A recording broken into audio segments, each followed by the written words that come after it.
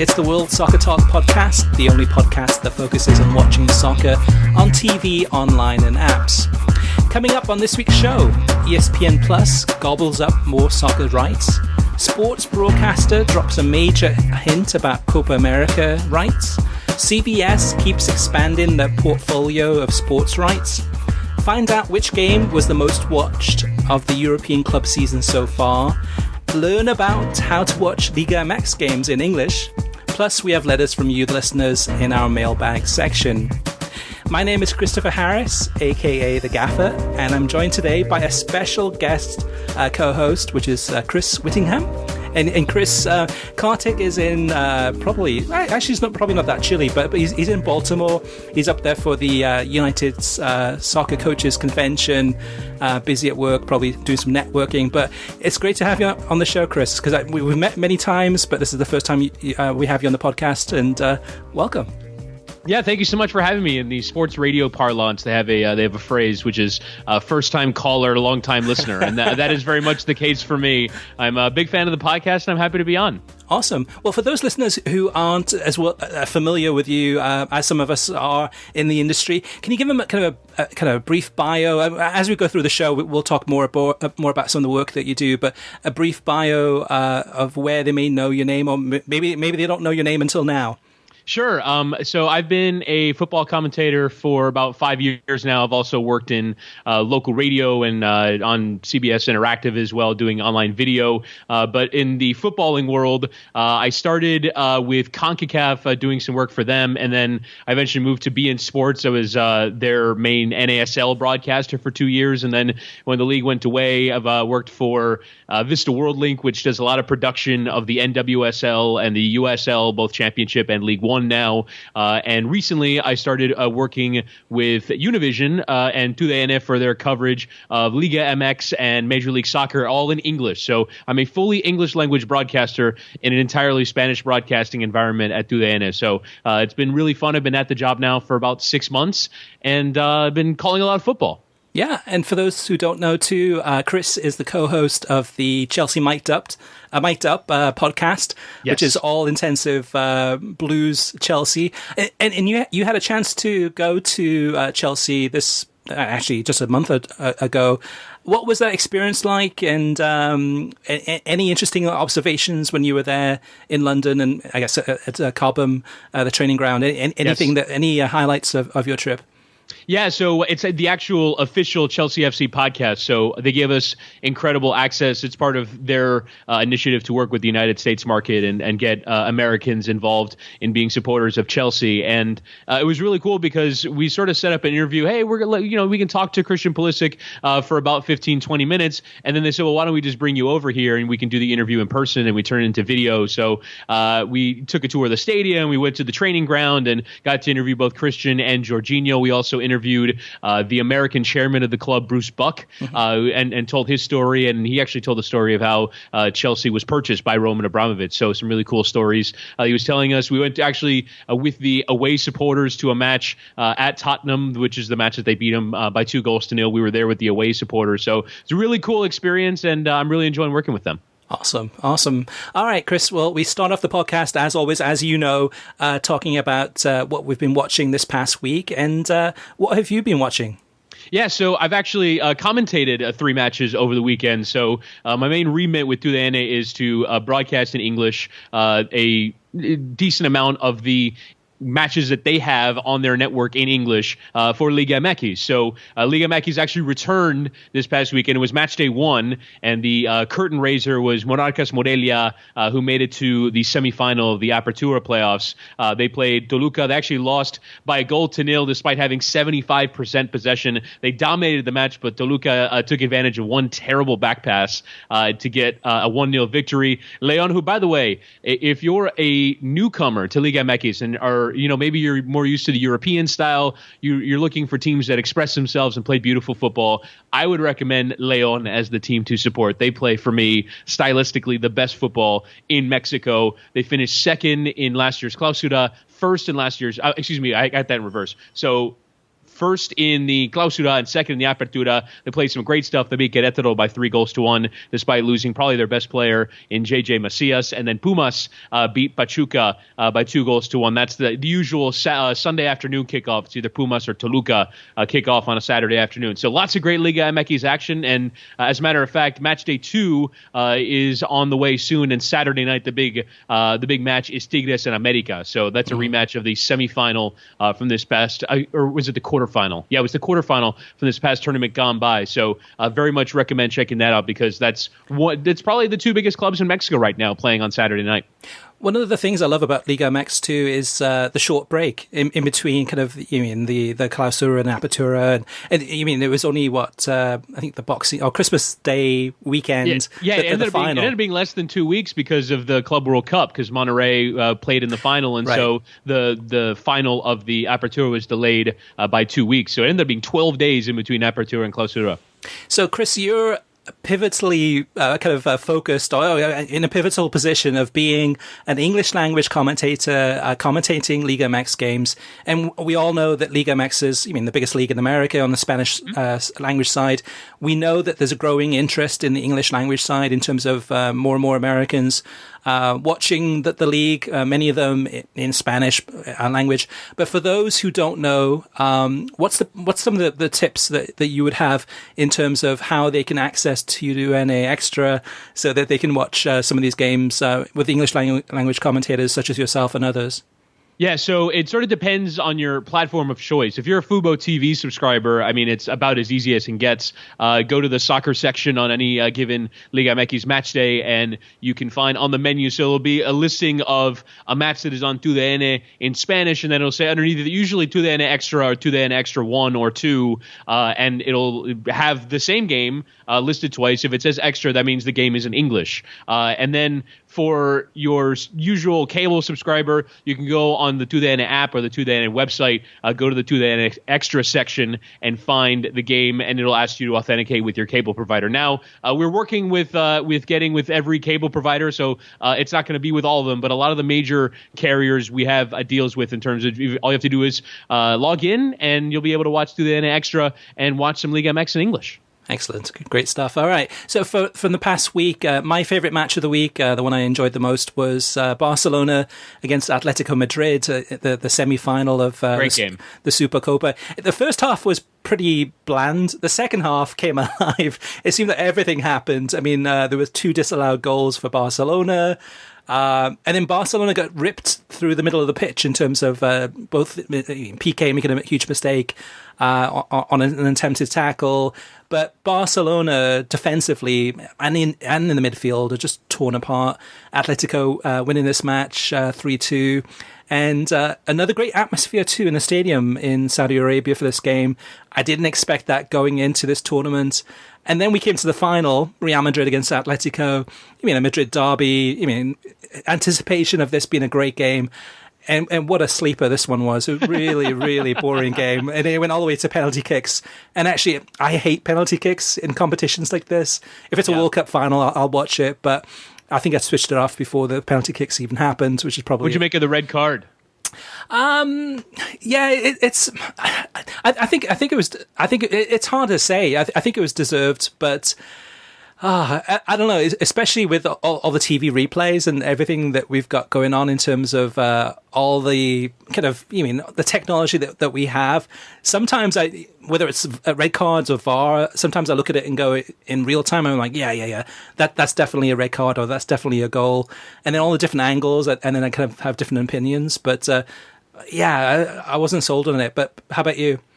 Yeah, the tackle from behind in the final, it was, to me, just a shocking challenge from Federico Valverde. And so he takes him down from behind. It's one of those where after the match, I think even Diego Simeone, who's sort of on the wrong end of it, was a clean opportunity for Alvaro Morata to go and score the winning goal in the final. And the Argentinians are a little appreciative of what the English call blank housery.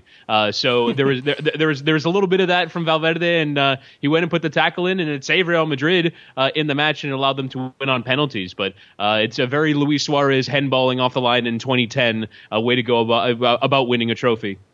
What about some of the other games that stood out for you, Chris?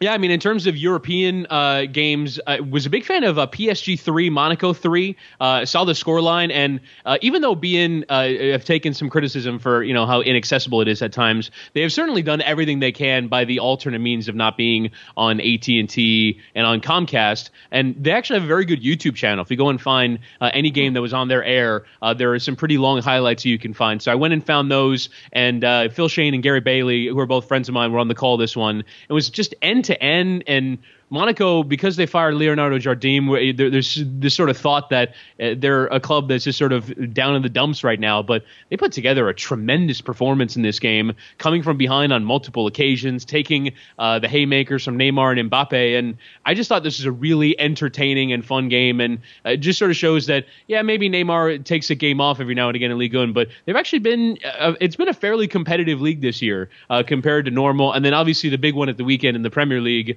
was Tottenham and Liverpool. And I just wanted to talk about this from a viewing experience point of view. Mm-hmm. It's so boring now watching Jose Mourinho teams set out to defend, because back in the day, when you go back and think about that Demba Ba game where yep. Steven Gerrard slips in midfield, and you just think about the Chelsea team that Jose Mourinho picked that day, and he's haggard and he didn't shave and he's wearing this terrible gilet on the touchline. But you kind of always thought that Mourinho could pull it off, that he can go and get a clean sheet at Anfield when he really needed to. And if he's going to set up his team to defend and keep 25% of the ball, that his teams could do it. At Man United and at Spurs, there's just no convincing anyone that Tottenham were going to hang on for 90 minutes there. Roberto Firmino with a lovely touch to get the goal. But when he sets his team up so negatively, you don't even think anymore that it's going to work. Mm-hmm. And that's it just sort of leads to, I mean, beyond the fact that the spectacle is killed by his team not wanting to play football, it's killed even more by the fact that you don't have any conviction that it's going to work.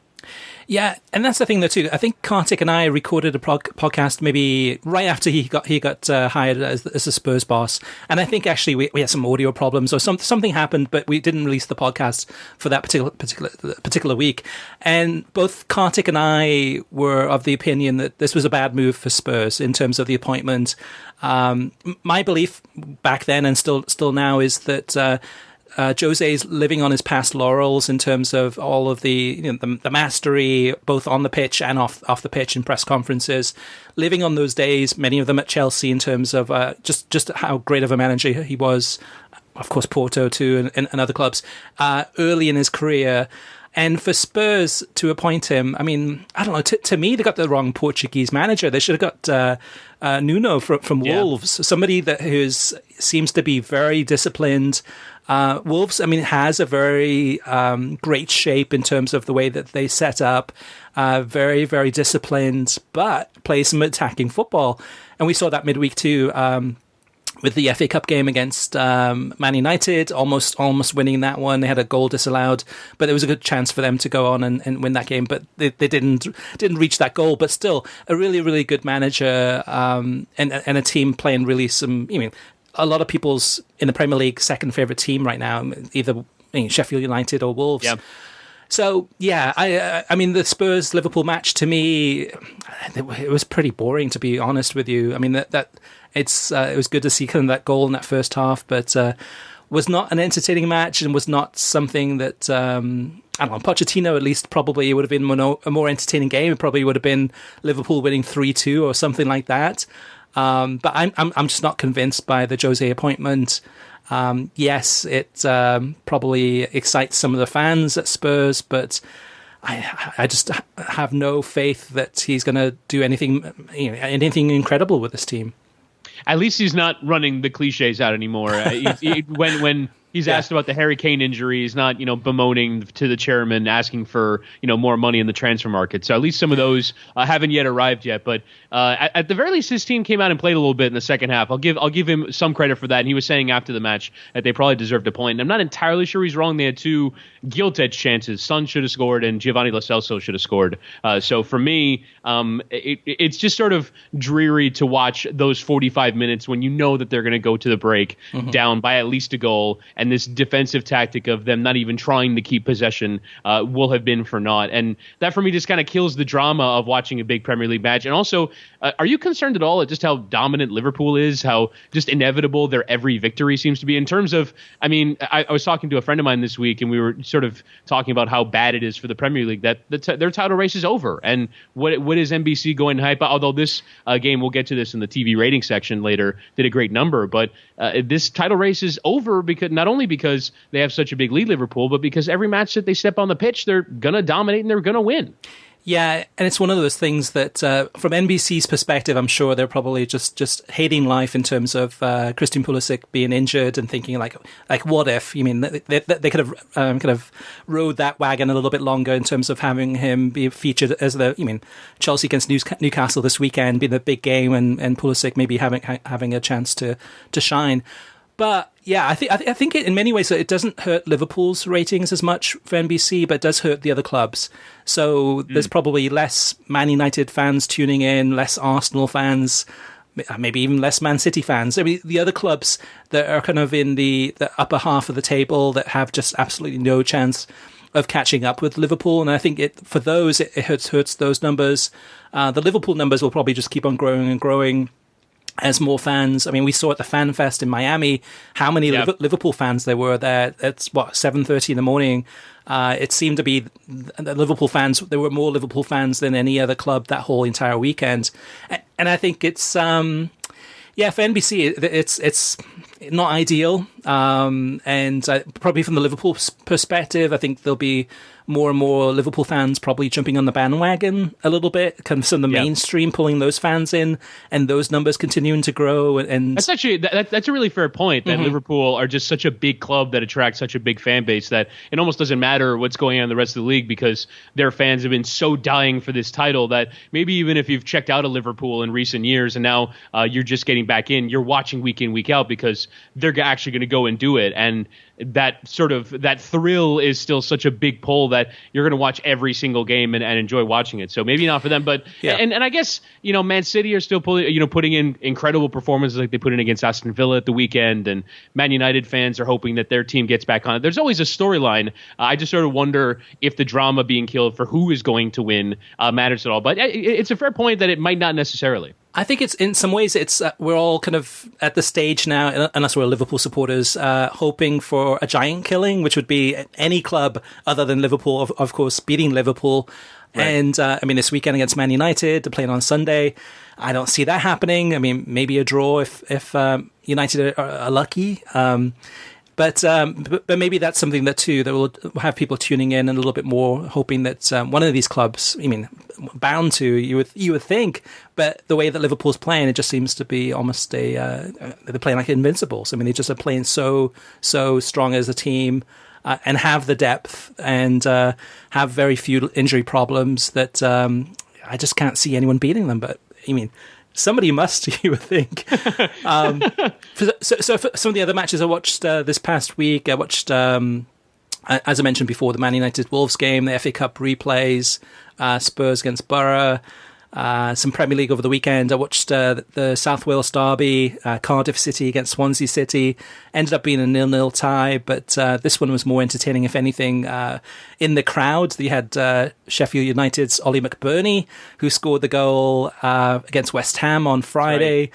Shows up and is in the away section with the Swansea fans dressed up and just singing and chanting, and that I love personally. I love. This is so rare. It happens now and again. We've seen this with Man United games where in the away section, I think was it who was it? There was a few players, maybe Chris Smalling and others from the past that would go into the away section. And in Major League Soccer, Chris Wondolowski went viral on social media for doing this for San Jose when he was suspended. To me, I love that. I don't know. It's always entertaining, and I always enjoy that. Anything else, Chris, that stood out from this past week? Or it doesn't have to be a football match, but anything you heard or listened to that was of interest? Yeah, I mean, I watched at least a piece of most of the Premier League matches from the weekend. To me, Bournemouth and Watford, the fact that Bournemouth look like they're heading down, and one of the more interesting talking points is how the teams that are hovering around the relegation zone right now appear as though they're going to keep their manager after they get relegated. You look right now at the three teams that are in it. Aston Villa, although maybe Dean Smith might go, he's got some cachet at the club. But Bournemouth and Norwich are two teams that I think Eddie Howe can basically write his exit, however it is that I can't ever imagine Bournemouth sacking Eddie Howe, because everything that they have is because of Eddie Howe. Mm-hmm. And Norwich the same, where Daniel Farke did such a great job of bringing them up, and they seem committed to him. So even though Norwich are 8 points adrift and Bournemouth look absolutely hopeless right now, 2 points from the 2 points from safety, but it's just watching them play sometimes is so dire. Yeah, and that was something too. The two Robbies did a good job, I think, this Sunday of analysing that and talking about Eddie Howe, and in terms of, should he be sacked or should he not be sacked, and at some point with Eddie Howe, if this continues in terms of the way that the club is just playing really poorly, what is that exit strategy? Is it something that it's amicable, where they get together and say, you know what, let's see it out until the end of the season, or give me a chance in the Championship, let me rebuild, or in the transfer window, because they are injury hit big time in terms of missing a couple of strikers, so maybe some key players. So it is one of those things. It's not as if it's a full squad playing really poorly. There are reasons that Bournemouth are in the situation that they're in. But one more thing too before we move on to the TV streaming news is that I did watch Aston Villa against Man City on Sunday, and I think within the first 10 minutes, I ended up switching off the game. It was City went 2-0 ahead, and I'm like, oh gosh, this is going to be one of those games. And of course, it ended 6-1. But to me, again, that's another reason, going back to what you said before, Chris, about TV ratings for the Premier League, and the possibility that they could be hit by Liverpool being so good, is you also, when you have these just totally one-sided games and Villa playing so poorly, to me, it turns off the viewer, and I'm more likely then to switch the channel and go to another match. And I think I went to the Supercopa final and said, okay, I'll just watch that from beginning to end. I had that game on in the background at the office before I would commentate on that Pumas match for Tudane, and I have to be honest, there are times where sometimes domination can be fun to watch, and I think that was one of them, because yes, Aston Villa were pretty hopeless on the day, but Man City were on the top of their game. And I think we saw the same in the Carabao Cup first leg earlier that week, where they're away to Manchester United. They're 3-0 up. They could have been 7-0 up. And they were just so good that you can't help but be impressed. I know that opposition has something to do with it, but Man City at the top of their game are still one of the best watches. And I honestly, even though the scoreline kept going up and up, I couldn't take my eyes off it just because of how good Man City were playing. Yeah, and it's one of those things that I always wonder sometimes, is it City playing so well, or is it just that Villa was not as good as they could have been? And sometimes it's a little bit of both, and sometimes it is just, Man City is just playing out of their skin so well that it doesn't matter who the opposition is, it's very difficult to stop them from playing when they're that good. Now let's move on to TV streaming news. And for listeners who are new to the show, the weekly TV streaming news segment focuses on the latest developments that impact your viewing experience. Oftentimes we have exclusives that we discuss here that aren't publicly announced yet, as well as more scoops on our website, worldsoccertalk.com. So first up is the news about more soccer acquisitions by ESPN+. Just when you thought that they couldn't acquire anything more, they add more on. So ESPN+ has acquired the rights to Copa del Rey in the United States, both in English language and Spanish language. And they began broadcasting many of the Copa del Rey games last weekend. I believe it was in the second round of the competition. They've also announced that if you log on to ESPN Plus now and try to watch any of the games, it'll give you an option. It'll say, okay, do you want to watch this in English or Spanish? And they've had the rights to both English and Spanish for the FA Cup, Serie A, Coppa Italia, and others for a couple of years actually now. But previously, up until this past week, they didn't actually give you an opportunity to watch those in Spanish. But now they have. So It's interesting because FA Cup, I mean, you would think that the majority of people watching that would be English language viewers. Same thing with Serie A, same thing with Coppa Italia. But you now have the option to watch that in Spanish language or in English language. So just as Tudor has been Tudor Extra has been a trailblazer, it looks like ESPN is picking up the steam too to try to match that in terms of giving viewers more options. Of course, and I think it's fundamental as well that ESPN does this for all of their soccer products, because ultimately you're leaving viewers on the table if you don't. I think, and I think that's very often lost in the streaming wars between all these streaming companies, is the Spanish language audience, and even not even just in the sports space, but in just the general entertainment space. I think you're actually seeing Netflix ramp up some Spanish language programming on their sort of offerings. And I just think in general, you look at all these companies, HBO Max, and you look at Hulu and Disney Plus and all this. There isn't really anyone that's targeting Latin viewers, and I think having that play a role in the streaming wars, I think, is a massive part. And so that ESPN Plus is doing this, especially with a pretty prime Spanish language property, is a great job by them. And obviously, my company, I'm biased, but TUDN is doing a great job. They put all the Champions League on digital on the TUDN Extra channels, and a lot of European matches, as well as CONCACAF Nations League. Now that's sort of a competition that's up and running. So I think the Spanish language market is sort of criminally underthought in this industry, and I'm glad that ESPN is covering this.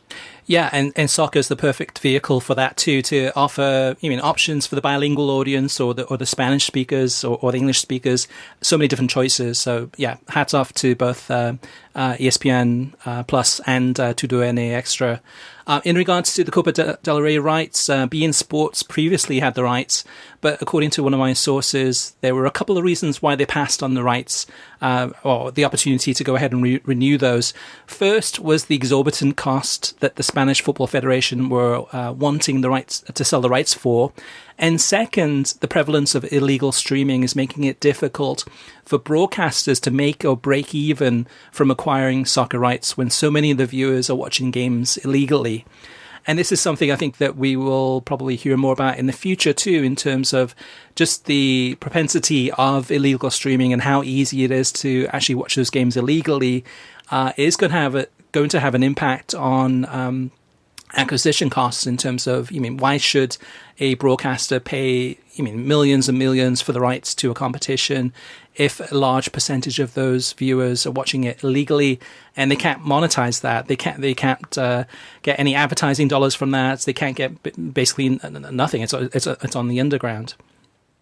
I understand their viewpoint. To me, piracy is not a new issue, though. I think it's something that, I remember when I was in high school, I was looking for ways to pirate events that weren't, being broadcasted in this country. And when soccer was less prominent on television, you'd try and find ways to watch events. I don't think this is a new phenomenon. I can understand, though, how it might start affecting the bottom line dollar amount that you want to bid on something, because you lose that audience. But to me, especially in the streaming era, beIN Sports at least is on some terrestrial, cable providers, and so there are some homes. To me, the purely digital players are the ones that are more vulnerable to it, and yet, I don't know, from my personal vantage point, this might be a privileged vantage point, but I'll always pay if the choice is, obviously, the Champions League is available on a variety of platforms, but I'm going to figure out a way to watch it on TUDN Extra, and if I don't have it on TUDN Extra, then I'll pay the $2.99 for a game of BR Live, because it's worth not having to chase a stream that's,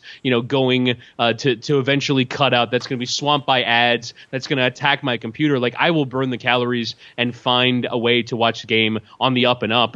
So that's my vantage point. I understand there are a lot of people out there that have figured out VPNs and ways of streaming around events, but I'm not necessarily sure that piracy is a new problem, although I certainly understand from beIN's standpoint, given what's happening with the Middle East and their situation with, is it called BLQ or something like that? That's right, yeah. And so I understand how it's sort of at the forefront of the thoughts of the company, but I don't think piracy is really that new of an issue, do you?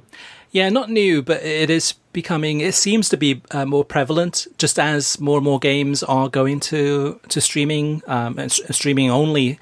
It seems to become more of an issue, but it's one of those kind of I don't know, just those kind of dark areas where we don't really know. I mean, nobody really knows how many people are streaming. There's estimates out there of some huge numbers, but how are those measured? And you mean who's measuring those and who's actually saying what those numbers are? Are they inflating them to make it sound better, a worse of a situation than it actually is, or are they underestimating it?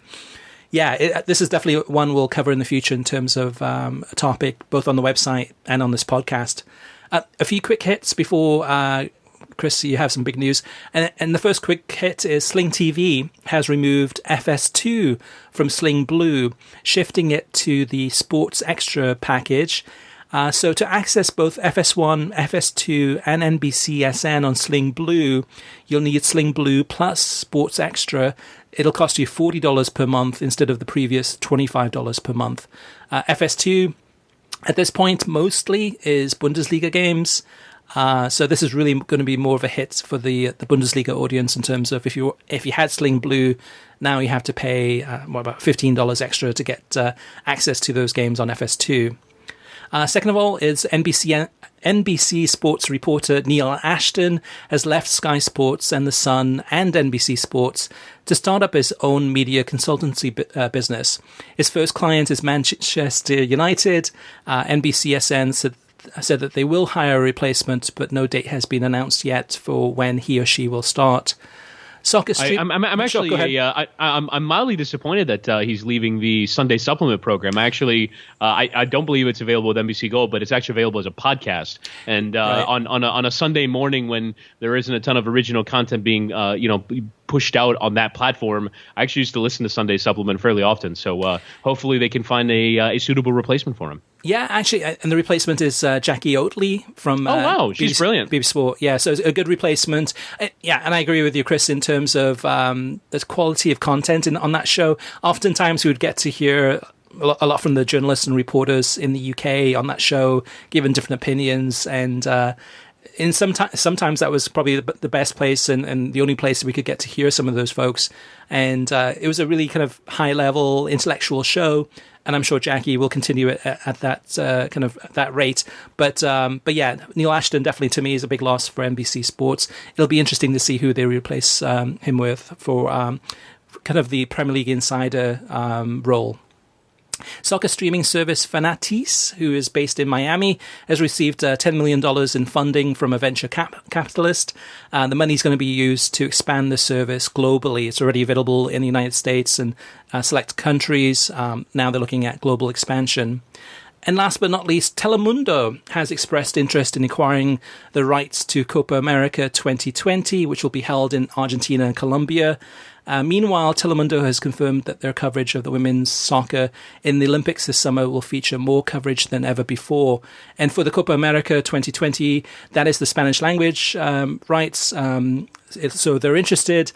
And we'll have to wait and see if they do get that acquisition. But also on the English language side, we'll have to wait and see on that one too. Last year's competition, the Copa America 2019, we didn't find out that the English language rights had been acquired by ESPN until March of 2019. So there's still some time for a possible English language acquisition there to a broadcaster to pick up those rights. And Chris, over to you. This is some interesting news. Yeah, so with CBS soon to have the Champions League starting in 2021, I was just sort of looking for any news that's sort of in this area, and CBS All Access is actually lining up a bid for NFL streaming rights. And I've actually was hearing on other sports media podcasts. All this is my preferred sports media podcast. I was listening to others, and they were basically saying that this is a really big part of the CBS and the Viacom strategy, is really pushing the CBS All Access service to be a competitor, and they're actually going for live rights to the NFL to be on their platform. Now, the NFL is considering dividing up their rights that they have for the NFL Red Zone channel, which is a very popular product, which basically is a whip-around show of every game on a Sunday afternoon, going from scoring play to scoring play. And right now, there's half the package it belongs to DirecTV, and the other half is basically a cable-only outfit. And then there's the NFL Sunday Ticket, which is out of market both on cable and on terrestrial television, which is owned by DirecTV, and also by DirecTV online via their app. You have to be subscribed to DirecTV Sunday Ticket. So they're thinking about splitting up these packages into a more digital friendly sort of way of getting people to watch it. And CBS All Access is apparently considering bidding for these. So it's interesting to me that they don't want this to just be, the Champions League and then the library of CBS shows. It seems like they have a real content strategy that I would imagine involves some serious cash if they're bidding for NFL rights. Yeah, and right now, CBS All Access, if you ask most people on the streets, what is it and what programs does it have? Most people would say, I think Star Trek, I think some of the Star Treks is on there, and I think The Good Fight, I think it is. So, but it's mostly... I think Jordan Peele, the director of Get Out, has an original version of The Twilight Zone, I think, on there. Okay, yeah, that's right. So most of it is drama shows or kind of entertainment shows, for lack of a better word. And with the acquisition of the UEFA Champions League for 2021, the summer onwards, with probably all of the games going to be available on CBS All Access, and with the possibility that if they do line up a bid for the NFL streaming rights and do acquire a portion of those, that makes it an incredibly attractive, one of those go-to must-have streaming services, just like ESPN Plus is now. And we're at a stage, Chris, where with ESPN Plus gobbling up all the rights, it seems, especially on the English language side, in terms of, we could be in a few years from now that really, in terms of, if you wanted to watch the Premier League and La Liga and Liga MX and, say, the Champions League, is that, and maybe Major League Soccer too, kind of together there, it could be one of those things that you can say, well, I want ESPN Plus, I want Fubo in order to get Tudoene, in order to get NBC, in order to get beIN Sports, and of course the Univision channels too, is that you could end up with, and then CBS All Access to get the Champions League. You could say, okay, those might be the three go-to streaming services, CBS All Access, ESPN Plus, and Fubo, or if not Fubo, Sling TV, or one of the many other streaming services out there. And that could give you the lion's share of all the soccer coverage that's out there, unless you want to go really niche and go, Fanatis for Superliga Argentina or other leagues. What's your take on that? Do you see that's the way we're heading, or do you see just lots of changes and upheaval over the coming years as rights become available to other broadcasters? We mentioned venture capitalists getting involved with Fanatis. I think that's sort of the way that a lot of these companies are heading right now is which companies are going to have the capital to really draw something attractive to their platform. And I think ultimately there is a finite amount of dollars. You didn't even mention NBC Gold in that equation. If you're a fan of a specific Premier League team that isn't regularly featured on NBCSN, but for me, I'm looking at the prospect of CBS All Access and wondering, obviously Tudoene will continue to have the rights to the Champions League. How are they going to make this attractive? And things like this is how you make it attractive. But you wonder who has this endless reservoir of cash, because ultimately these sports rights are more expensive. And I think my ultimate takeaway is ultimately this content is going to end up somewhere. Now the question is, will consumers pay for it? But really for me, who this is the biggest boon for is the holders of the live rights, the leagues themselves, because the NFL, even though there was a serious conversation 3 years ago about where their ratings were heading, they're going to see a significant increase in the rights that they're going to command. The NBA, their ratings are down this year, but I would imagine it'll be a similar thing. There'll be 4 broadcast companies and 9 streaming companies that are going to want the rights to their games. We haven't even mentioned companies like Amazon or DAZN or AT&T with their Bleacher Report live service. So there are so many companies that want in this game, and live sports is such a valuable product that I can only take away that these companies, or that these leagues are in such a good position. Major League Soccer is heading soon towards a rights renewal cycle, and even though maybe their ratings, although I imagine they'll be in a better position this year being on network television more often, yep, they're going to encounter a good market because all these companies want live sports rights. Absolutely. Lots of competition. We've seen that this week with reports about One Soccer interested in the Canadian MLS rights when they come up for bid. The more competition, the better for these leagues. And that's the thing, I guess at the end of the day, in terms of these streaming services. So whether it is CBS All Access, whether it is ESPN Plus, and whether it is, say a Fubo that has access to the Premier League and La Liga and Liga MX, my concern overall is making sure that we don't just get the world feed. Yeah, the world feed for certain opportunities, certain games is okay. But personally, I want to hear the local commentators. And again, it depends on who the world feed is and what the quality level is. But that's my concern is with a lot of these acquisitions of games, we're getting less and less of the local commentators, and we're getting more of the world feed, which is I'm sure cheaper. Of native production, really, and I think that's something that really you don't see. I've had, on very rare occasion, like you watch clips online from DAZN Germany, and they have a full touchline reporter team, and it's a full production for what is ultimately a streaming product, and it's kind of strange to me that other countries are leading the way in this regard. Now, we haven't really seen in this country a domestic product go to a streaming company in the way that even Amazon for the Premier League did for 2 match days. Mm-hmm. We haven't really seen, although, Amazon for the NFL, they have the rights to Thursday Night Football, and they did a lot of production. They had not just, one commentator, they had 4 or 5 in varying languages, and, there's an all-woman team, and there's a UK team with Derek Ray and Tommy Smith. So there are all kinds of productions, but I'm very much with you both from the perspective of a consumer, but also from a very self-important commentator that wants to continue to work. Please, production companies and streaming companies, hire commentators and hosts and analysts and continue to keep our burgeoning industry going. Absolutely. Yeah, and probably Serie A and the Bundesliga, when the Bundesliga starts up in August on ESPN Plus, are probably the closest we've gotten to a large league, soccer league, going to an all-streaming. Well, it's not even all-streaming, though. We have the game of the week on Serie A, usually Mark Donaldson and Matteo Bonetti. And with the Bundesliga, we'll have to wait and see. It's supposed to be 4 games a season on ESPN or ESPN2 or ESPN News. We'll have to wait and see on that, too. And one more thing, too, about ESPN Plus is that it's been very slow and incremental in terms of any changes to that streaming service. So we just saw the Spanish language options being added this past week. The other thing, though, too, with the ESPN Plus is that finally, I think post-match, usually it would just have a screen that would say end of event, and that's it. It was like, oh, come on. Now they have some in-house promos. They got talking about 30 for 30 and talking about some of the other things that they have going on. So, and that took almost 2 years to put in place.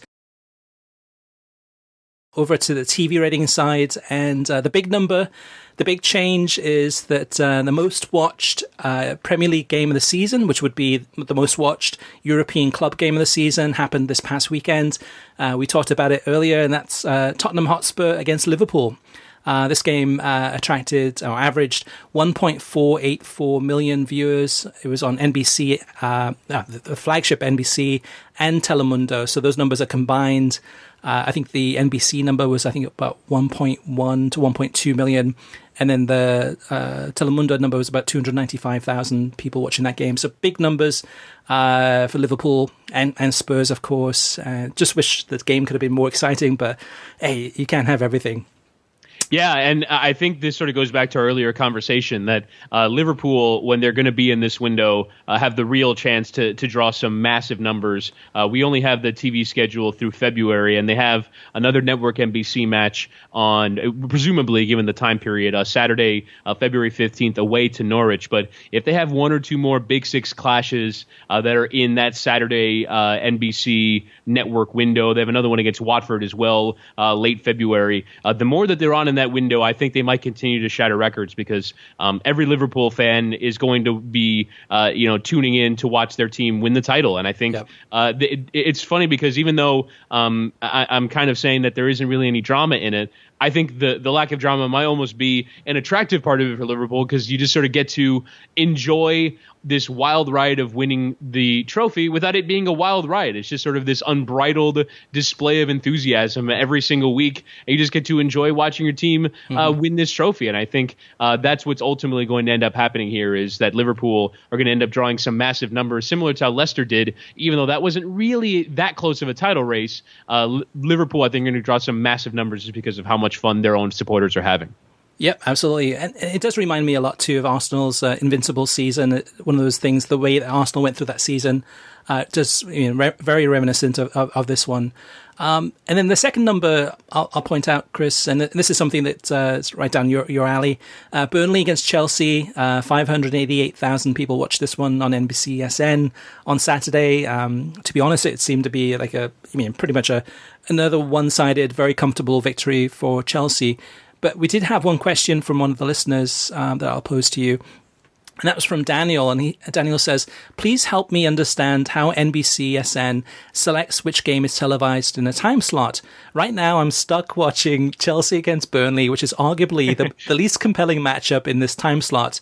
Pulisic is injured and not in the squad, and Chelsea is predictably up 3-0 with 40 minutes left. So why choose this matchup? Help me understand. What's your take on this, Chris? Well, wasn't the other big match in that window Manchester United and Norwich, and that one finished 4-0? That's right. I don't know if maybe they can put the Goal Rush show on so that at least when a game is no longer interesting, they can at least flip to the other games. But I don't know what I guess what ended up being the most interesting match is Leicester-Southampton. Mm-hmm. But NBC, when given the choice of putting Man United or Chelsea on, would always put Man United or Chelsea on over Leicester-Southampton. So I mean, they have to make a choice on which game to put on. They presumably have a formula that includes, big club and American audience. And obviously these choices, I think they can probably make them fairly late in the day, considering they own the rights to all the games. But I'd imagine at a certain point they have to lock in, we're going to put Chelsea on in this window, hoping that Pulisic is going to play. But I don't know if the other choice was really that great. I guess unfortunately to the reader or the listener, I think the only solution to this is buy NBC Sports Gold, and if you want to watch a different game, watch a different game. And that was the thing too when we had NBC Sports Live Extra, where it was free. As long as you had a cable or a satellite subscription, and you could change the channel. You could say, okay, without having to pay for NBC Sports Gold, you could say, okay, let me change the channel. Well, not change the channel, but go to the streaming service or whatever it is to watch those other games. If it was Norwich against Man United or Southampton Leicester, or whichever game it would be. So these days we're pretty much more stuck, and it seems to be that NBC Sports is showing less games on CNBC and USA like they used to in the past. They're trying to get those audiences to watch that one match and kind of bump up those numbers a little bit. And then we saw with the Chelsea Burnley a viewing number, 588,000 people is pretty decent. Speaking of pretty decent, Chris, a couple of actually a number that came out of MLS that you wanted to share. Yeah, so the MLS Super Draft was last week, and I was watching with interest because my local club, Inter Miami, had two of the first three picks, and they picked a winger and a defender, or I'm sorry, a center forward and a defender.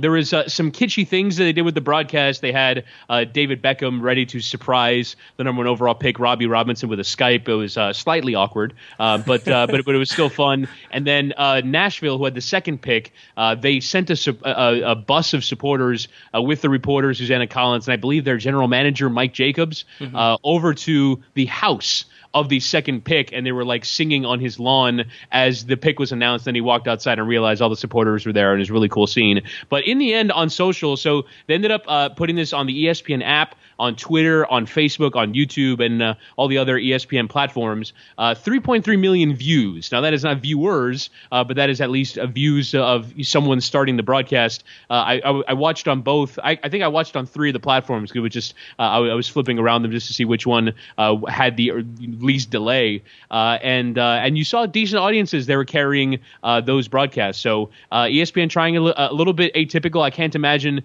they can clear 2 hours for the Super Draft on a linear network, given its decreasing relevance. But they were finding alternate ways to do it and making it interesting and fair play, because it seemed like they got some decent viewership out of it. Yeah, and listeners, if you did miss the Nashville pick, definitely check it out on whether it's on YouTube or I'm sure on the MLS website. It was really some good video of him getting picked and the fans. Yeah, Jack Marr is the center back's name. Exactly, it kept coming to the house. That was pretty neat. And then Chris, this is a kind of a British expression, but I think Major League Soccer must be licking their chops at the prospect of something happening, perhaps in the next few days to the next week or so, that's going to change things. I mean, significantly. what's your take on the potential acquisition or a hiring of Chicharito?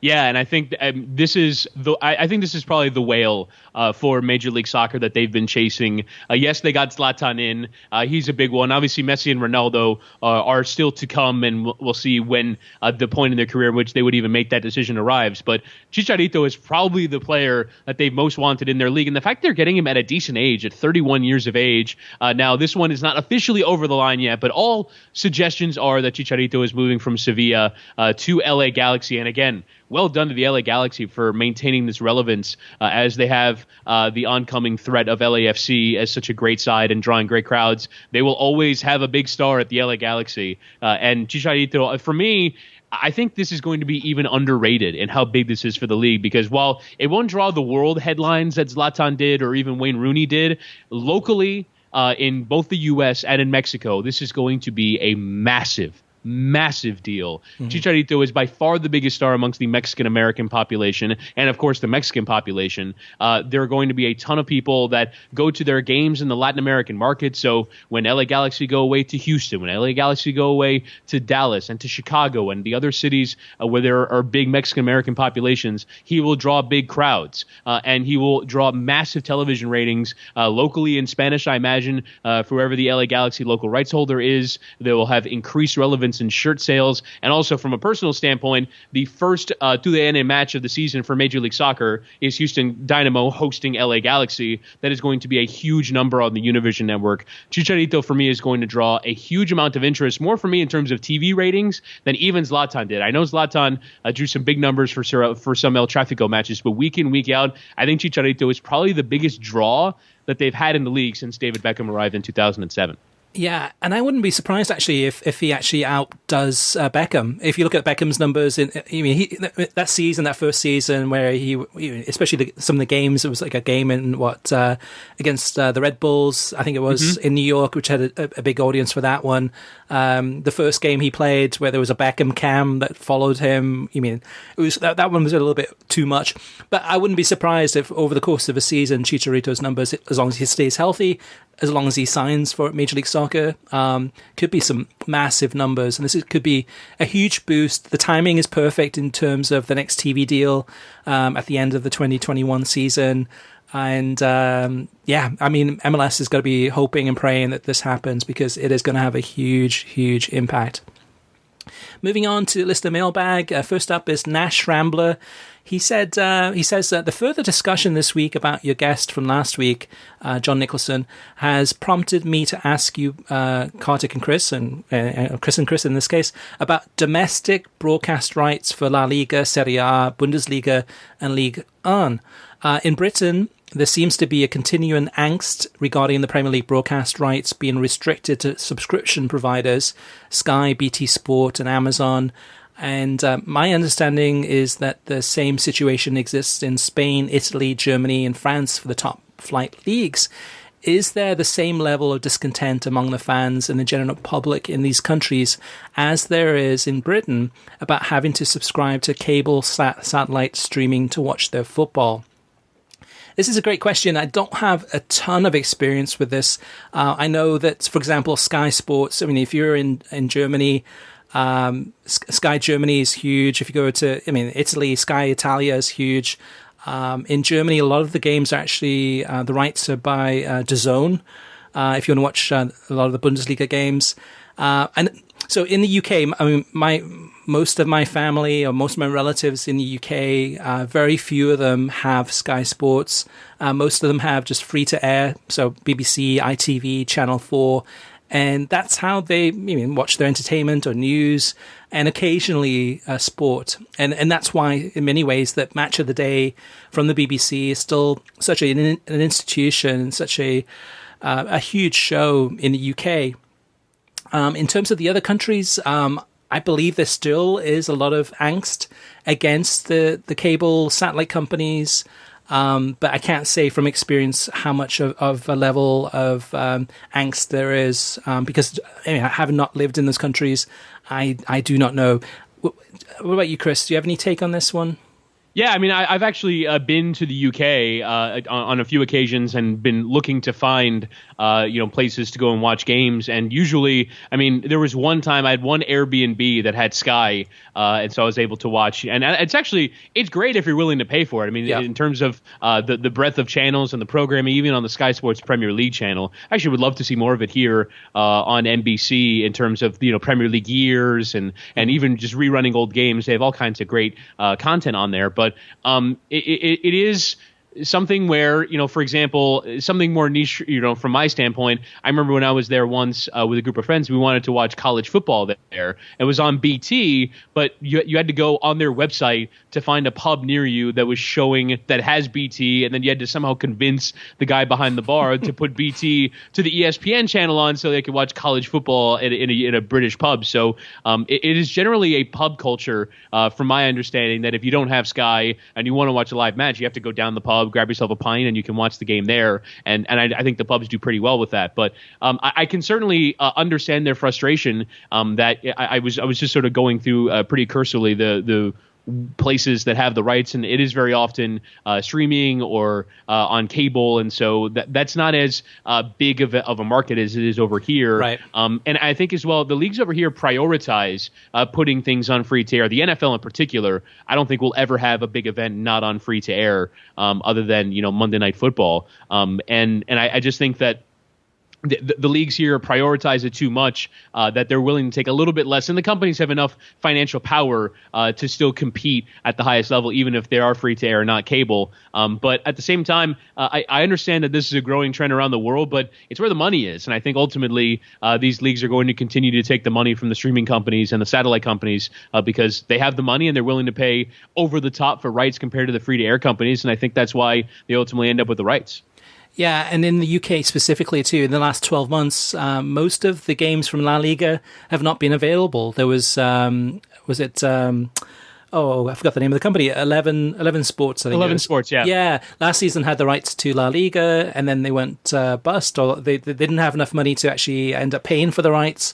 So then the La Liga games, I think ITV picked up a few of those games. They're actually, so I have experience with this. So okay. I believe they're on a company called Premier Sports because Yep. I went and found it because on the night of El Clasico, I was in London on my Chelsea trip, and we were sort of looking for a place, and there was one bar in those 4 tube stops over that we had to go and find that was showing the Clasico, and they had this sports channel. It was actually funny because in the bar they had this tiered seating. It was this row of benches, and it was packed with people that had also basically just gone on Google and found where could I watch El Clasico in London, and they all packed into this one bar that seemed to have this package. But yeah, it is that difficult to find at times. Yeah. I mean, the Premier League is so big in Britain that it pretty much, other than say the Champions League or other competitions, but it is the big one.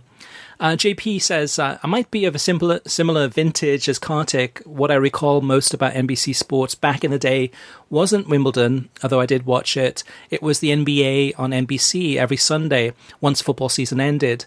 They got the package from CBS at the perfect time. Golden age of the NBA in the early 1990s. Magic and Bird still around, but nearing the end. Isaiah and Detroit finally getting over the hump. Great fun teams in Portland, Utah, Seattle, Golden State, and Phoenix out west. Michael Jordan was about to embark on his complete domination. The New York Knicks were actually relevant too. So there's some memories of NBC back in the day. And still the best theme song for any television product, the NBA and NBC music, is actually composed by John Tesh, and it is absolutely delightful, and it's too bad that it is now defunct. And last but not least, Eric Boyer says, curious to know if you've heard what is the fate of Fox Soccer Plus. With the Bundesliga heading to ESPN Plus in the summer, I was curious if they would A, keep their AFL and rugby league properties, B, let those properties lapse and not renew, or C, shut down the channel completely. I'm a watcher of both the AFL and rugby league, so I was wondering if I should cancel my subscription or just keep it going. Any insights would be appreciated. And it's interesting with Fox Soccer Plus because that streaming service is not owned by Fox Soccer. It's actually owned by Perform, which was the company that is now DAZN. So in many ways, it's licensing. It's kind of using the Fox Soccer name to have a service, and I'm sure Fox gets a percentage of the commissions that come through. It's probably one of the reasons why Fox Soccer Plus, actually Fox Soccer Match. Actually, no. Let me go back. Actually, Eric's question was Fox Soccer Plus, which is completely different. Yeah. I was thinking about Fox Soccer Match Pass. Okay, forget that. Well, Fox Soccer Match Pass. Let me just finish that up. The likelihood that will continue, who knows? When the Bundesliga goes, there's going to be so little left with that. Maybe they rename it to, rugby and Australian League or something other than Fox Soccer Match Pass. That to me, and that's the reason that it's so expensive, is because it's Fox, I'm sure, is getting some of the commissions, but Perform is getting the most of them. But going back to Eric's real question, which I missed first, but I got it now. Fox Soccer Plus. To me, that network, that channel has always had a misnomer, the name itself anyway. There's so little soccer content on there that is live. A lot of it is replays. A lot of it is other sports such as rugby and AFL. It originated, the reason that we have Fox Soccer Plus was the old Setanta channel. And when Fox Soccer acquired Setanta in the US, they changed the name to Fox Soccer Plus. Back then, it made sense. It made total sense. But what's the fate of it? I don't know. I would think that perhaps if it's making money, they keep it and maybe change the name. Or they can look at perhaps changing that to some other channel that could be something completely different. What about you, Chris? Have you been? You're an avid watcher of Fox Soccer Plus? I'm actually not, but I was just going through my guide. I have AT&T Uverse, and I have Fox Soccer Plus available. And they don't have any soccer programming for the next 24 hours. It's not at time of recording. I was actually amazed because I was going through my AT&T Uverse that I get with my building, and because I wanted to add HBO, and I was just going through all the options for fun. And I could not believe that Fox Soccer Plus is $15 a month. Yeah. I guess if you're a devoted Australian rules football fan, then you are going to buy that. But I just would have figured that given how they've lost rights, and it used to be the home of the Scottish Premiership, and there were actual things on there that they haven't even lowered the price point. It seems as though it's a product that I would imagine at some point is going to go to a streaming product or something like that. And even like the big rugby rights, it seems like NBC has those, and they're turning those into a streaming service. So I would imagine all these things are heading the way of streaming, and it is actually a very quaint relic of the past that there is a pay subscription channel that is just for sport, that it just seems to be for one channel, that you get one lineup of programming. This seems very much in the era of streaming to be a bit of a relic. Yeah, and it's been neglected over the years. It's really been kind of left alone, and not much effort put into it. Eric, going back to your question, should you cancel or just keep it going? If it's an annual subscription, I would not renew it. If it's a way to do it on a month-to-month basis, I would do that until we know exactly what the future of that channel is going to be.